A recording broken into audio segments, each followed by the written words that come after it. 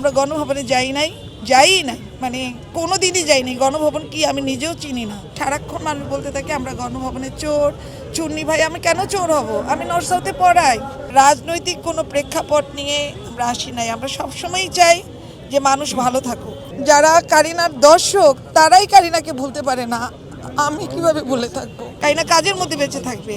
আপনারা কারিনার জন্য শুধু দোয়া করবেন, আর কারিনার কোনো কিছু যদি আপনাদের অপছন্দ হয়ে থাকে কারিনাকে মাফ করে দিবেন। আমাদের রাজনৈতিক সচেতনতা নাই, আমাদের ভিতরে মানব সচেতনতা আছে। আমরা দান খয়রাত করি, হসপিটালে যে মানুষকে টাকা দেই, খাওয়া দেই। আপনারা আমাদেরকে কোনোভাবে রাজনৈতিকভাবে চিন্তা করবেন না। আমরা শুধু এখানে এসেছি যে ইউনিভার্সিটির এলাকার ওর যারা জেনারেশন, ও যে কন্টেন্ট ক্রিয়েট করে, ওর যে জনপ্রিয়তা, সেই জনপ্রিয়তা থেকে মানুষের একটা আশা ছিল যে একটা কমন জায়গায় আসবে এবং কারিনার জানা যায় শরিক হবে। তো কালকে সকালবেলা 5টার সময় ইনশাল্লাহ কারিনাকে আমরা বাদ ফজর দাফন করব। কিন্তু আমাদের এই দেশে যাওয়ার পথে মনে হলো যে ঠিক আছে, যখন এত মানুষ যাচ্ছে কারিনাকে একটা কমন জায়গায় দেখবে, তো কারিনার সাথে যেন সবার একটা দেখা হয়ে যায়। আপনারা সবাই 2 হাত তুলে দোয়া করবেন।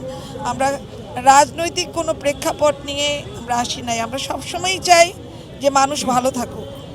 এবং জুলাইয়ে যেই কাজগুলো হয়েছে সেগুলো আপনারা সবাই যেরকম অপছন্দ করেছেন আমরাও করেছি। এটা খারাপ জিনিস আমরা কেউই সমর্থন করতে পারবো না। সবাই ভালো জিনিস সমর্থন করব, মানুষকে হেল্প করব। তো অনেক অনেক মানুষ এখানে আসবেন। আমরা ক্রীড়া পরিবারের লোক, আমাদের মানুষের জন্য দয়া আছে, মায়া আছে, সচেতনতা আছে। বাট রাজনৈতিকভাবে যেই দলই আসুক, একটাই জিনিস চাই, দেশ দুর্নীতিমুক্ত হোক। সেটা শিক্ষাক্ষেত্রে হোক, চিকিৎসা ক্ষেত্রে হোক, যে কোনো ক্ষেত্রে দেশটা দুর্নীতিমুক্ত হোক, মানুষ ভালো থাকুক। এবং কারিনাকে যারা ভালোবাসে, কারিনার সব কিছু দেখে কারিনা কাজের মধ্যে বেঁচে থাকবে। আপনারা কারিনার জন্য শুধু দোয়া করবেন, আর কারিনার কোনো কিছু যদি আপনাদের অপছন্দ হয়ে থাকে কারিনাকে মাফ করে দিবেন। আর আমাদের একটা কন্টেন্ট নিয়ে বা একটা কি বলবো, একটা ভিডিও নিয়ে একটা কন্ট্রোভার্সি আছে যে আমি আর কায়সার ইয়েতে গেছিলাম, গণভবনে গেছিলাম চুরি করতে। আমরা গণভবনে যাই নাই মানে কোনোদিনই যাইনি। গণভবন কি আমি নিজেও চিনি না। তো আমরা থাকি বনানীর দিকে, আমি এত ঘুরে ফিরে বেড়াই না, নর্থ সাউথে পড়াই।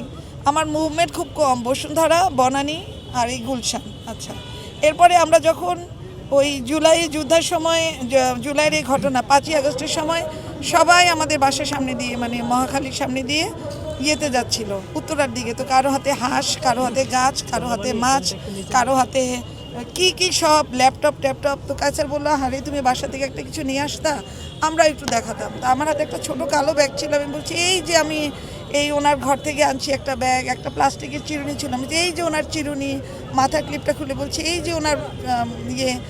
এগুলা কি আমি গণভবন থেকে এগুলো আনবো? আমি গণভবন থেকে আনলে তো অনেক দামি দামি জিনিস আনতাম, আমি এগুলো আনবো? এগুলো আমরা ফান করেছি, কেউ ভিডিও করে দিয়েছে। এবং সারাক্ষণ মানুষ বলতে থাকে আমরা গণভবনে চোর চুন্নি। ভাই আমি কেন চোর হব? আমি নর্থ সাউথে পড়াই। আল্লাহ আমাকে ভালো রিজিক দিয়েছেন, হালাল রিজিক দিয়েছেন, আমাকে কিছু এথিক্স দিয়েছেন, আমি কেন চুরি করব? আমার হাজব্যান্ড অনেক প্রমিনেন্ট একজন মানুষ, আমরা সামাজিকভাবে অনেক সুনামের একটা পরিবার। কারিনাকে ক্ষমা সুন্দর দৃষ্টিতে মাফ করে দিন, কারণ সে এখন সমস্ত সমালোচনার ঊর্ধ্বে। মা হিসাবে আমার এই অপূরণীয় ক্ষতি বা অপূরণীয় শূন্যতা, আমার আরও 2টা ছেলে আছে, কিন্তু আমাদের বাসার সেন্টার হচ্ছে কারিনা। সারাদিন হাসবে, লাফাবে, খাবে, ঘুমাবে, সবার দিকে খেয়াল করবে, একটা মায়া ভরা, একটা মায়ার টুকরা। কারিনাকে যারা কারিনার দর্শক তারাই কারিনাকে ভুলতে পারে না, আমি কিভাবে ভুলে থাকবো? তা আপনারা এতগুলো মানুষ ক্যামেরা নিয়ে আসছেন, আমাদের কথা শুনতে চাচ্ছেন। আপনাদের কাছে আমার করজোড়ে আপনাদের প্রতি আমার অনুরোধ, যখনই কারিনার একটা কন্টেন্ট দেখবেন আপনার ভালো লাগবে, হাসি আসবে, শুনবেন, আমার মেয়েটার জন্য কোনো একটা দোয়া পড়ে বক্সায় দিবেন।